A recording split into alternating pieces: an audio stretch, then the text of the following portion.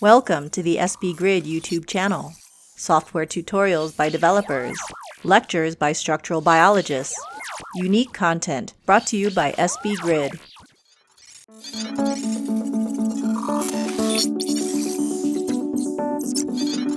Welcome everyone to our first webinar of 2026. Very exciting. My name is Alice-Roza Eruera. I'm a postdoc at SBGrid.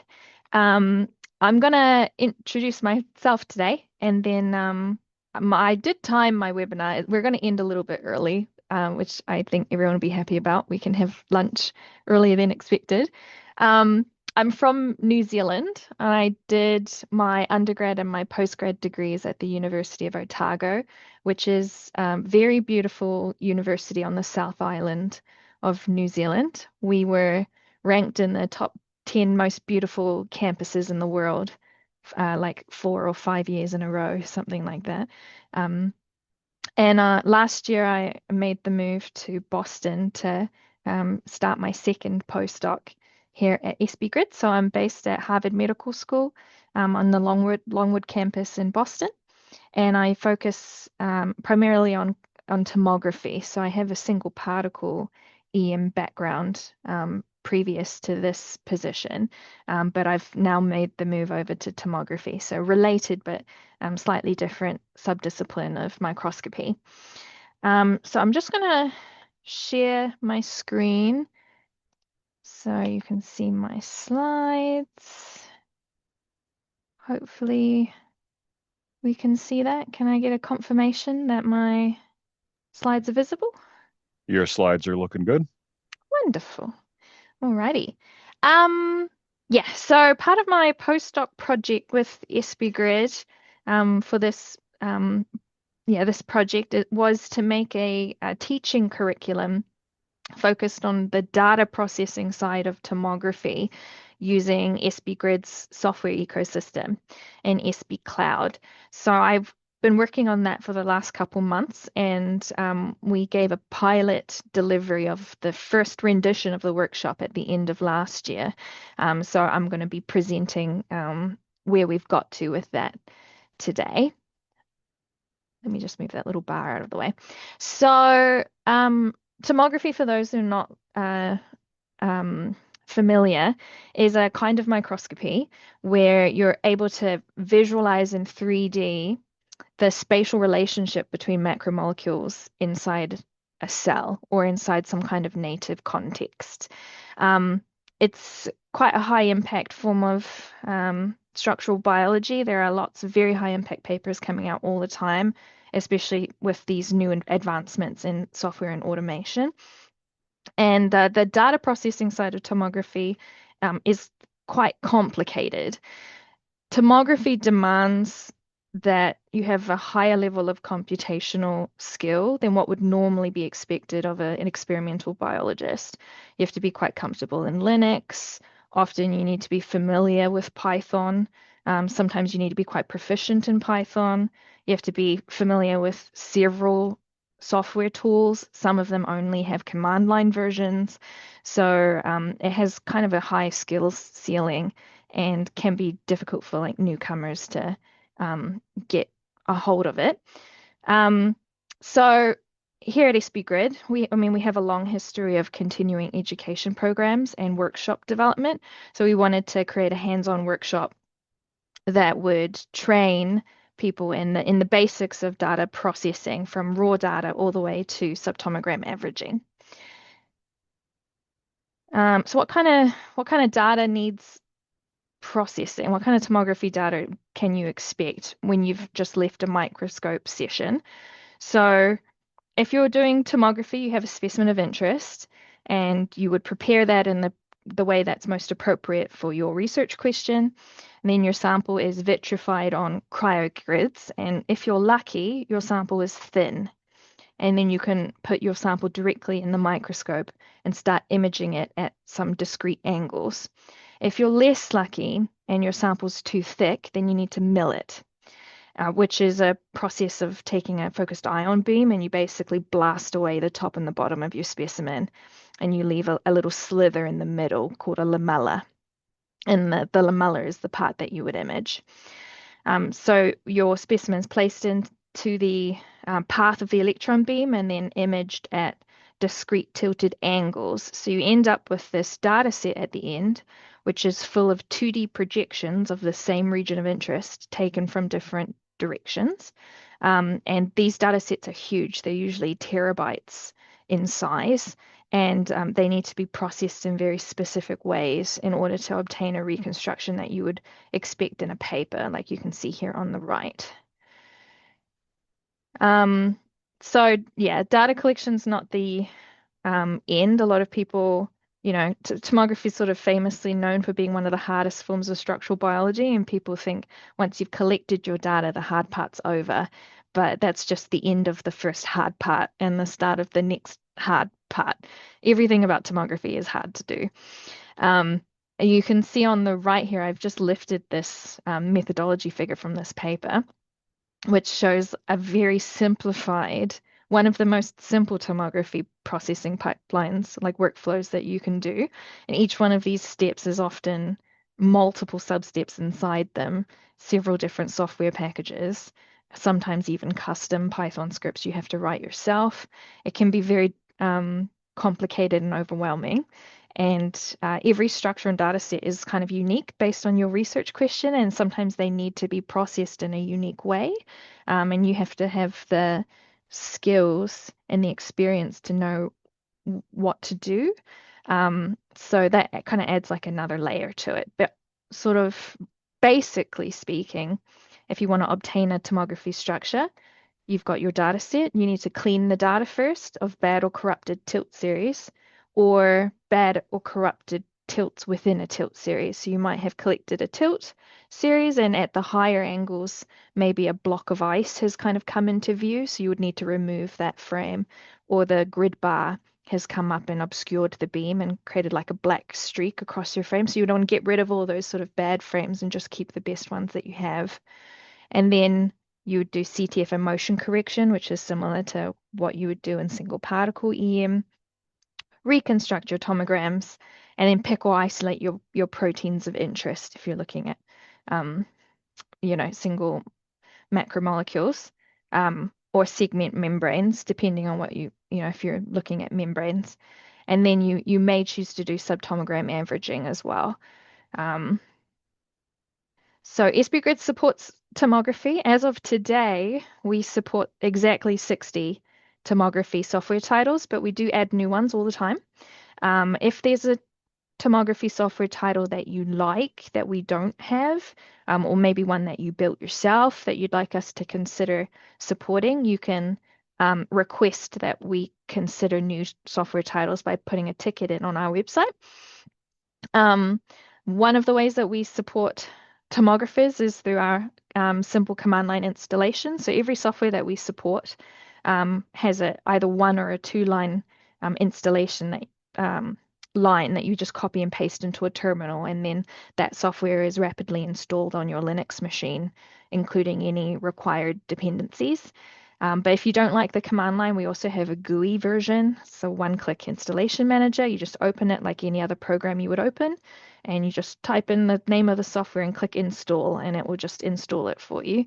And it really takes the headache out of installing these structural biology software tools that sometimes can be quite hard to install on your own.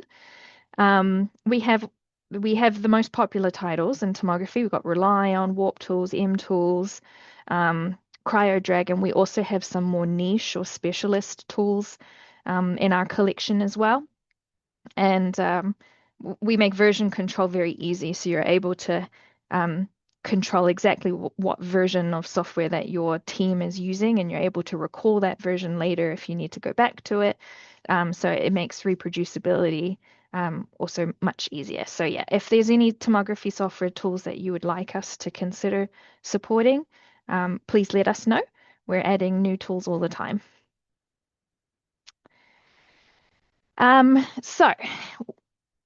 Here at SBGrid, we have a long history of continuing education programs.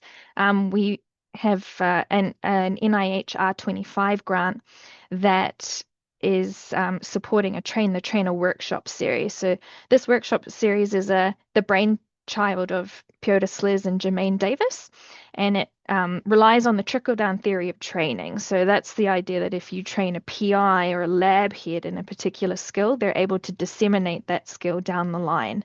So everyone in the group benefits from having the person sort of at the top be upskilled. So these train the trainer workshops are primarily designed for PIs and for lab heads and group leaders.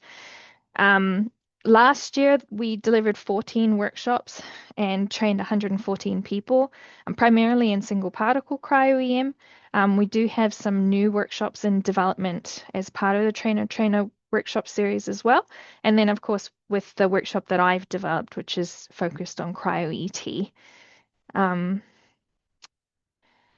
Curriculum development was a collaborative effort between the Max Planck Institute in Dortmund, Germany. So that was a collaborative effort from the group of Stefan Raunzer and with the students and postdocs working in his lab and with Sebastian Tage as well.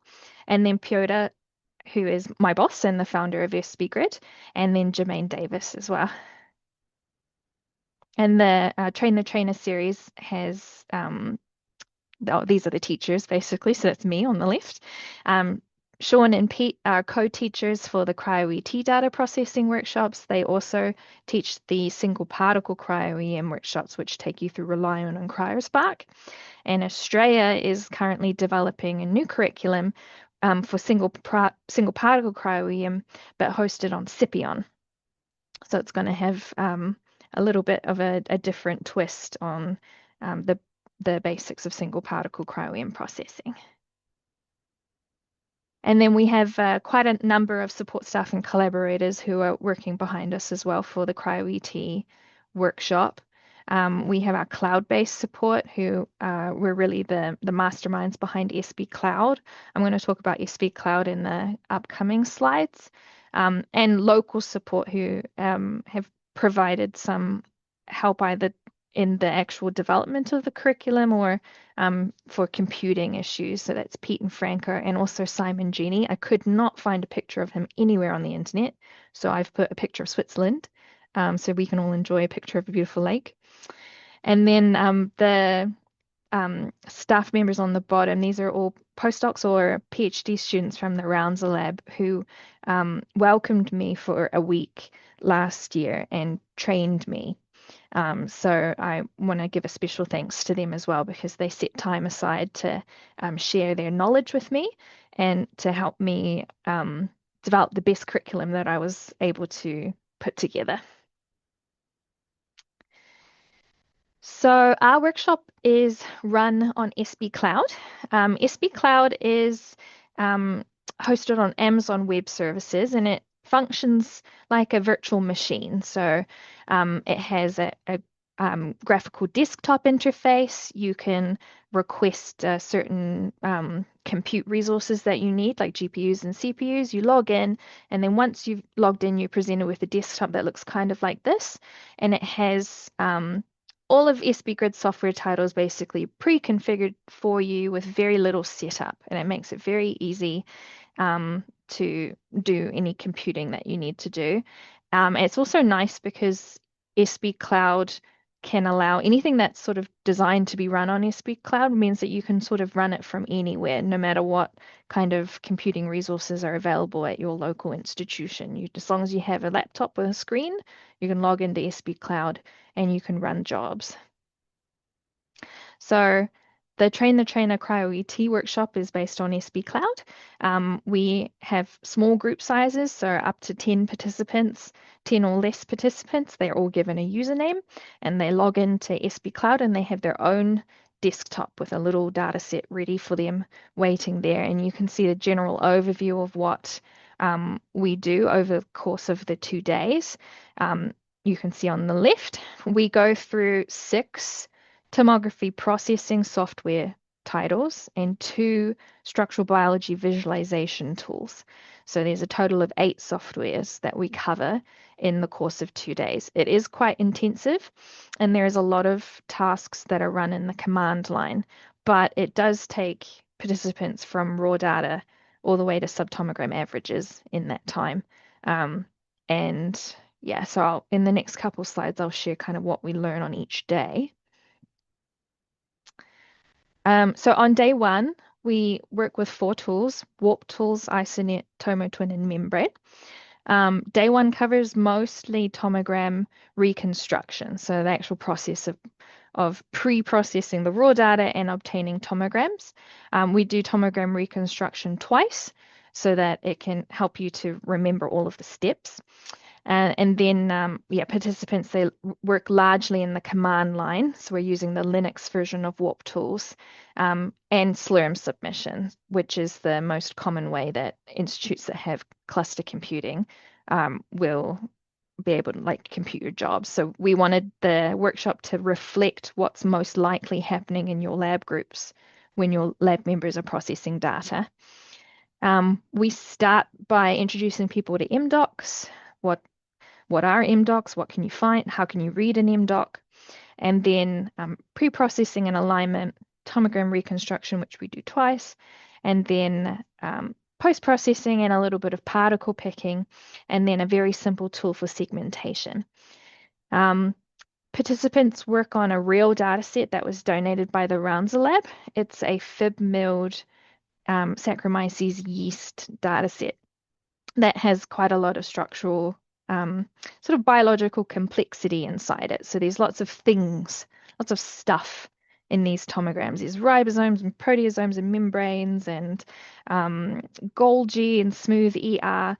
And that was a very deliberate choice because I was doing some pre-curriculum development interviews with tomographers to sort of get a lay of the land. What kind of things do people think are important? And something that came up a lot during those interviews was people saying that a tomography skill that's important is the ability to interpret what you're looking at. So if you have a tomogram, everything's in grayscale. It's hard to tell kind of what am I actually looking at. And when it comes to interpreting tomograms, we don't have great AI tools for that. It is just visual observation by the investigator.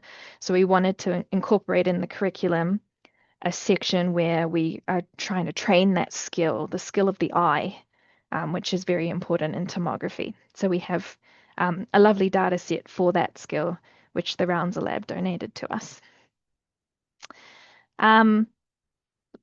Like I said, it's mostly terminal based on day 1. I think 1 or 2 of the tools have a GUI, and then the rest are all in the command line. So we cover each step quite slowly at the start, data processing, and just in case we have participants in the group that are a little bit less comfortable in the command line.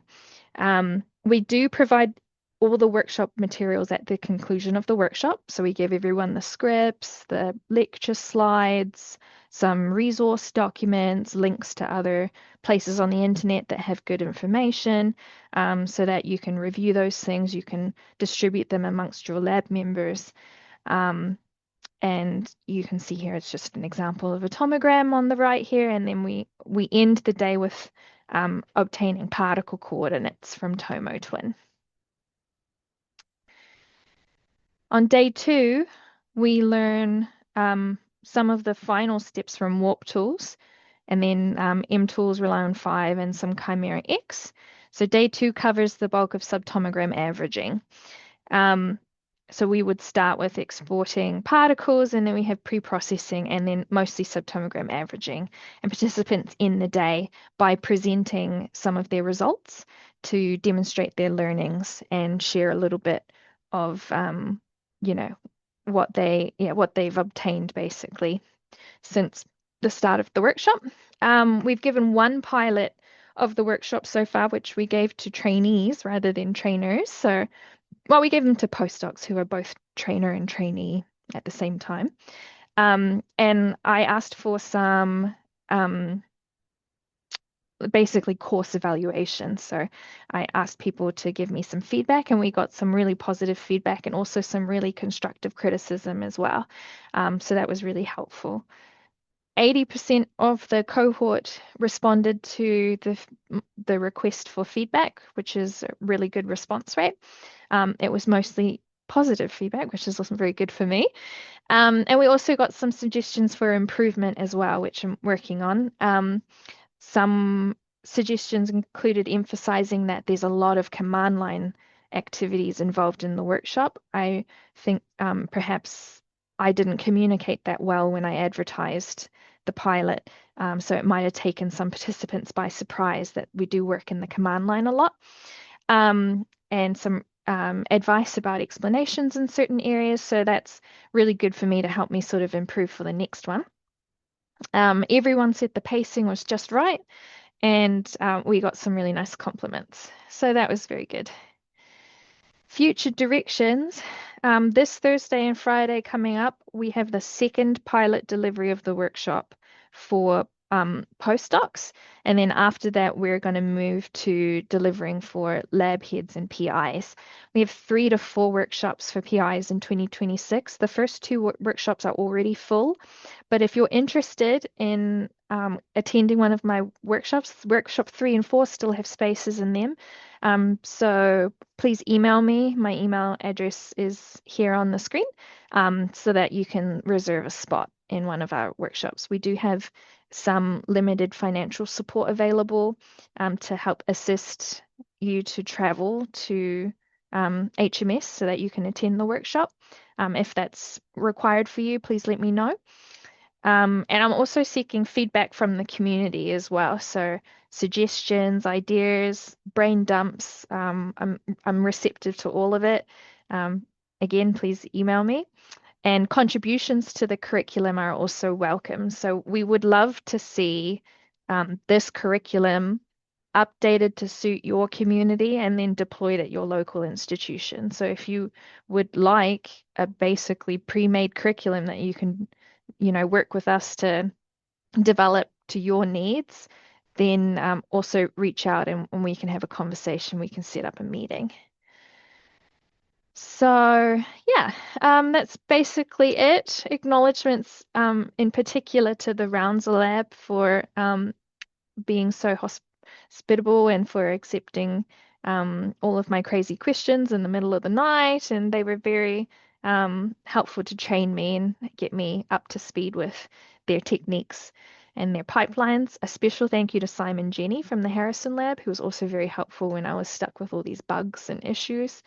And then everyone else underlined, and also to the NIH for funding this research, and to AWS as well, and my friends and roommates. Yeah, so that's me. I'll leave my email address up again in case you want to write that down, because I know that my name can be hard for people to spell. And if you have any comments or questions, now's your time. Do we have any questions, Pete?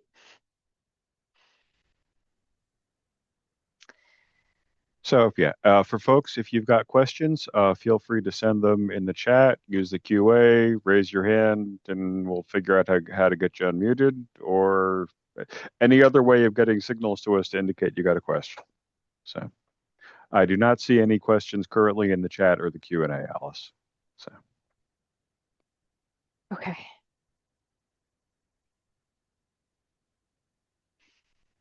Well, if you think of any questions afterwards, you're more than welcome to email me anytime. And yeah, I guess I'll stop sharing my screen.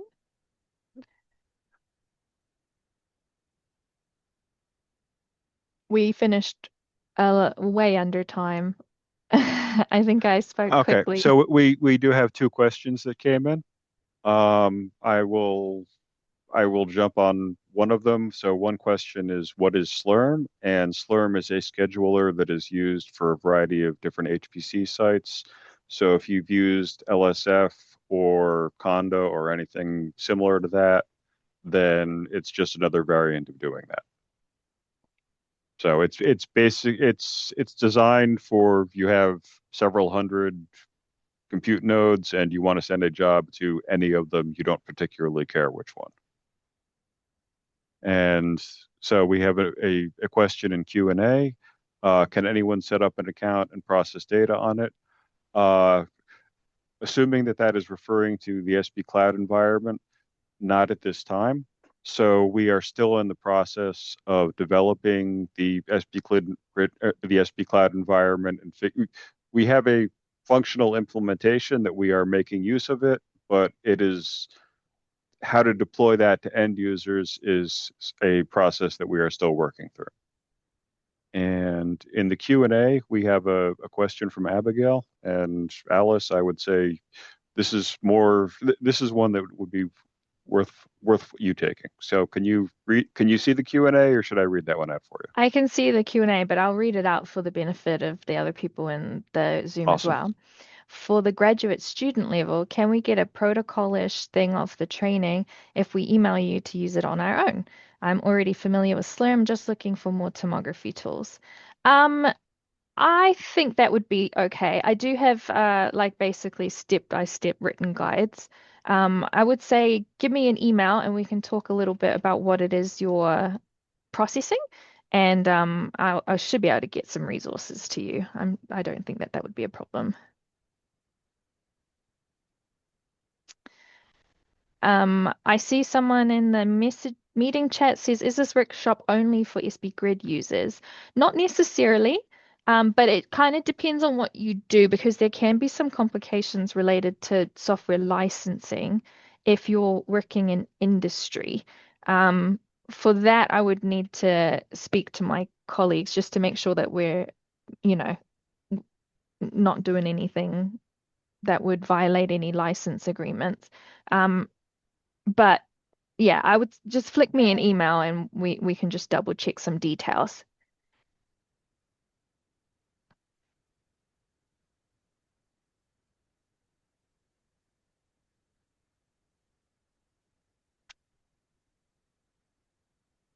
Cool. I think it seems like that's that. All right. Well, then I want to wish everyone a really happy 2026. Hopefully we have a really high impact year, and thanks for attending in my webinar today. I guess yeah, see everyone. All right. And thank you, Alice, for presenting. Of course.